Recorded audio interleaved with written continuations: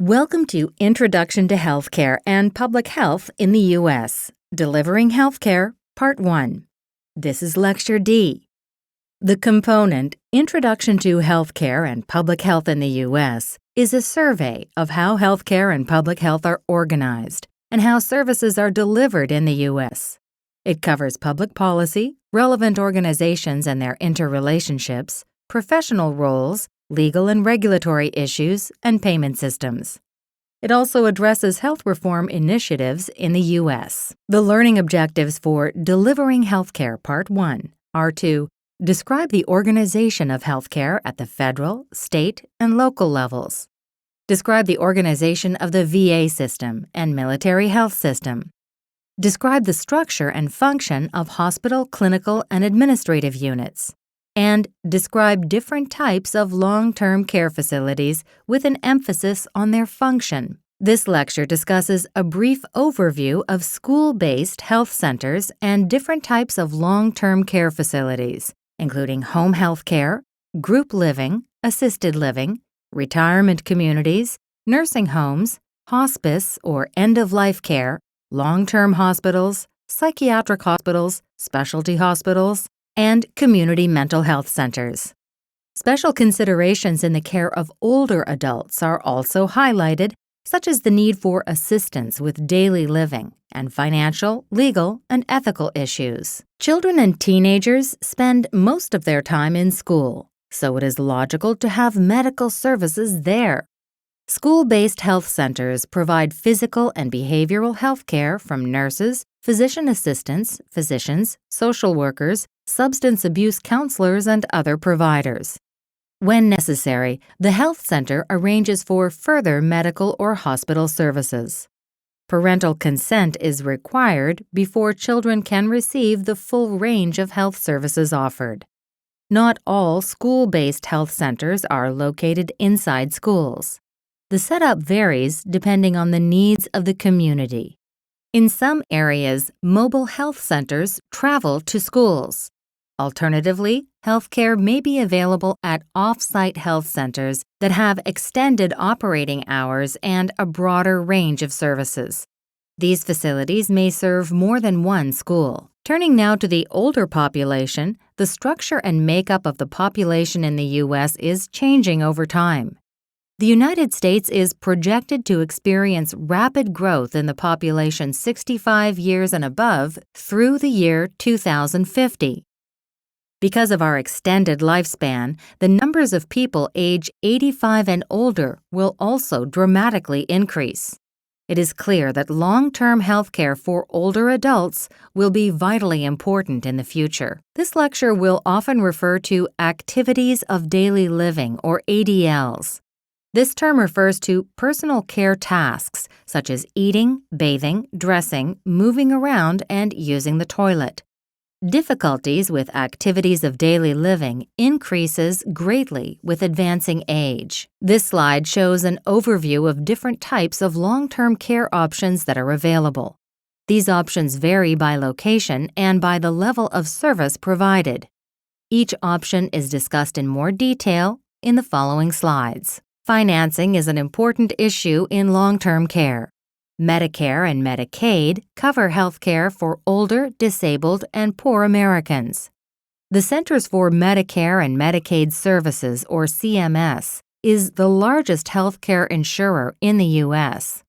CMS covers over 30% of the U.S. population and nearly all people who are 65 years and older.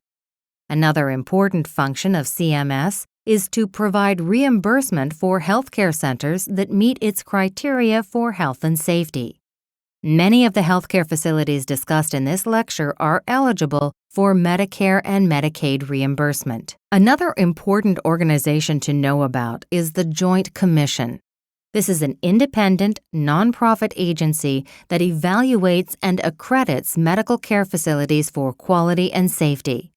The Joint Commission performs on-site visits to hospitals, nursing homes, urgent care centers, home care organizations, mental health care programs, and other facilities. Accreditation is not mandatory, but it is an important factor in Medicare approval for reimbursement. There are various options for long-term care. The simplest is for people to receive help with activities of daily living and housework in their own homes, perhaps from family, friends, or volunteers. Some communities offer free or low-cost services, such as health aides, personal care aides, medical equipment, home modifications, and respite care. Respite care refers to a brief period of assistance so that family caregivers can take a break. Individuals with health issues need home nursing care from a licensed healthcare worker, which means a registered nurse, a licensed practical nurse, or a licensed therapist. Medicare pays for this care in certain cases. Instead of relying on family or friends, people can also hire a professional home health care agency. Some of these agencies are reimbursed by Medicare, or families pay the costs themselves. Costs vary based on region of the country and the scope and frequency of care.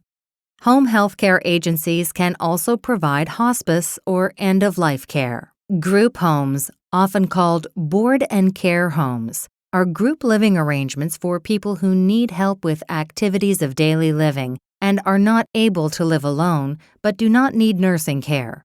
The residents of a group home may have physical disabilities, mental or developmental problems, mental illness, cognitive impairment, or substance abuse.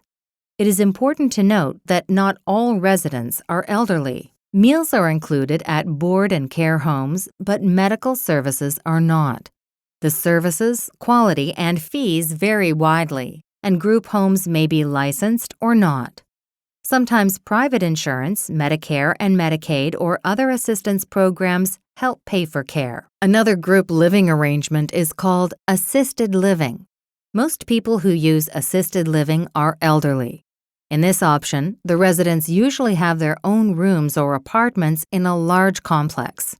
They receive assistance with activities of daily living and other practical matters, such as transportation to doctor's appointments. Assistance is available 24 hours a day, but the goal is to maintain independence. Dining facilities are available, and most facilities offer social and recreational activities, as well as housekeeping and laundry services. Medical care may be available on-site. Assisted living communities may be freestanding buildings located in retirement communities or near nursing homes. The service plan is individualized to the resident's needs and may change over time. Assisted living residences are licensed in most states. Expenses include monthly rent along with fees for extra services. As always, prices vary by the size and quality of the facility, services provided, and area of the country. Although health insurance and long-term care insurance may cover some of the costs of assisted living, Medicare does not. Continuing care retirement communities offer various types of housing and levels of care depending on the resident's needs. Relatively independent people live in separate homes or apartments. As their needs change, they can move into an assisted living facility for help with activities of daily living, and eventually into a nursing home on site. These communities may or may not be accredited by an independent nonprofit agency called the Commission on Accreditation of Rehabilitation Facilities. Charges entail a large entry fee followed by monthly payments. Nursing homes are intended for people who cannot remain at home or in the community because of medical issues or other physical or mental problems. Although we think of nursing homes as long-term care for the elderly, younger people sometimes need temporary nursing home care. Nursing homes provide round-the-clock assistance with activities of daily living and health care. Some are set up like hospitals, while others are more like a home, with kitchens for residents, units where couples live together, and social activities. Typically, a physician formulates a care plan when the resident moves in.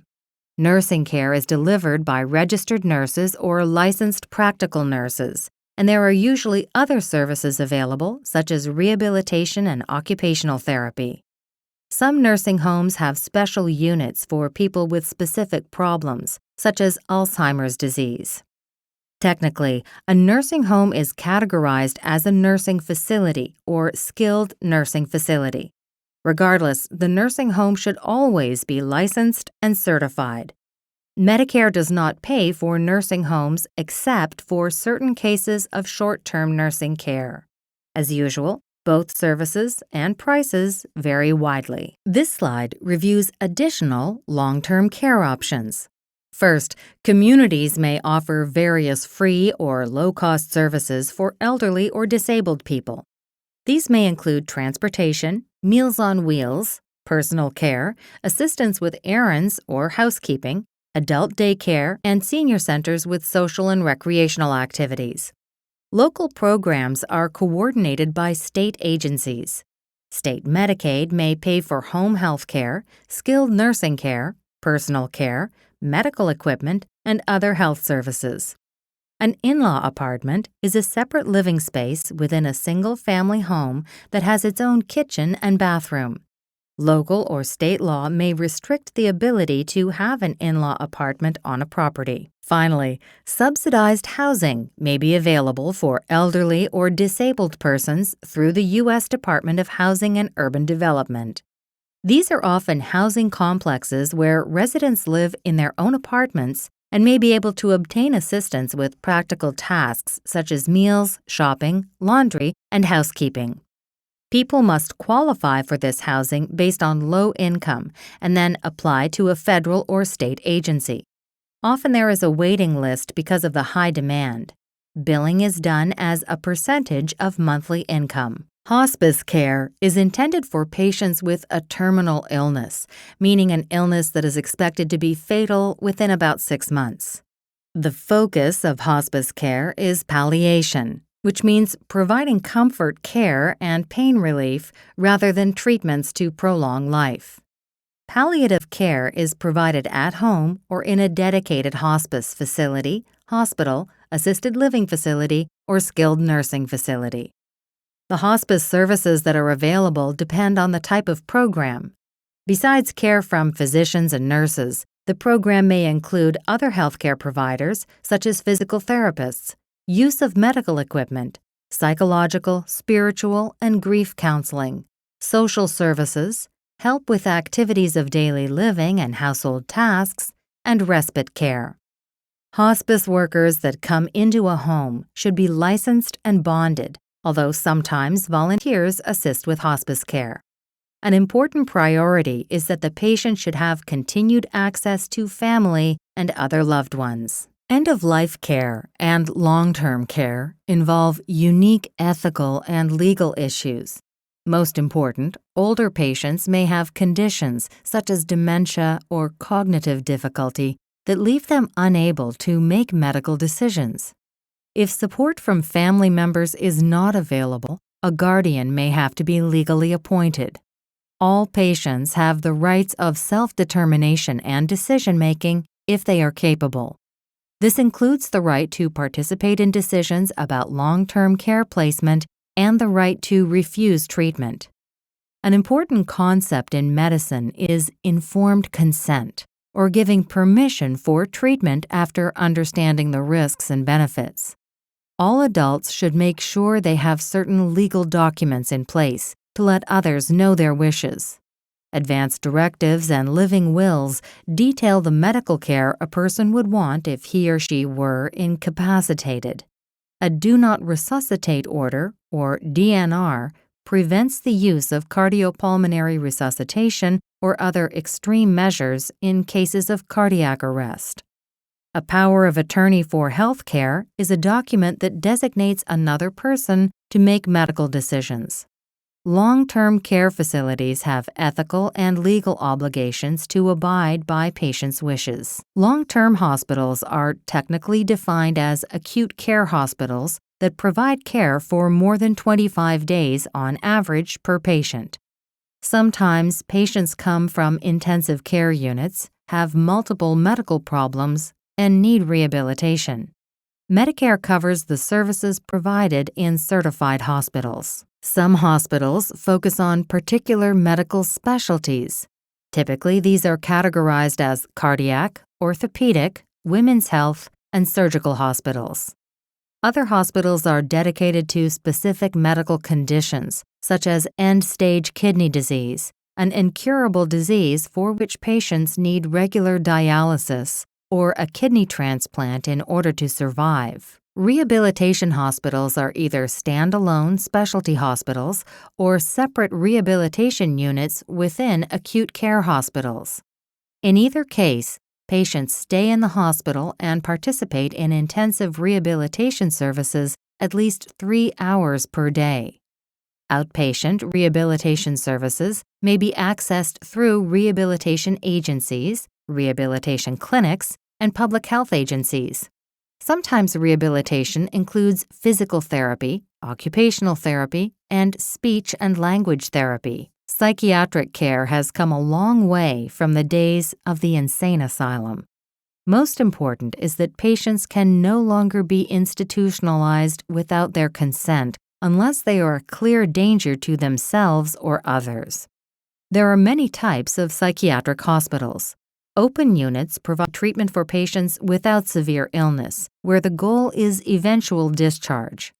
A crisis stabilization unit is like an emergency room for psychiatric patients, where violent or suicidal persons are treated. Hospitalization is enforced by court order if necessary. Medium-term units provide psychiatric care for several weeks while the patient is monitored for response to medications. Children and adolescents may be treated in psychiatric hospitals dedicated to pediatrics or in juvenile wards of a psychiatric hospital. Long-term care psychiatric hospitals provide mental health care for years if necessary. A high level of security is generally provided to safeguard patients. Some institutions also specialize in certain illnesses, such as schizophrenia. A day hospital provides mental health treatment during the day, and the patient goes home at night. Day treatment is considered an alternative to outpatient care and is distinct from hospitalization, residential treatment services, and daycare services. Treatment is tailored to adults or children. The services are provided at least 1 day a week in a hospital, community mental health center, or other facility. Services may include individual and group psychotherapy, other mental health treatments, and/or family education. Day hospital care is intended to improve the patient's ability to function in the community. A community mental health center provides services for individuals of all ages who have a chronic mental illness or were recently discharged from a psychiatric hospital. Community mental health centers provide outpatient care, 24-hour emergency care, day treatment or partial hospitalization, and psychosocial rehabilitation to help patients eventually function on their own. Facilities that meet these criteria are reimbursed for services by Medicare. Substance abuse treatment centers help individuals recover from drug and/or alcohol abuse.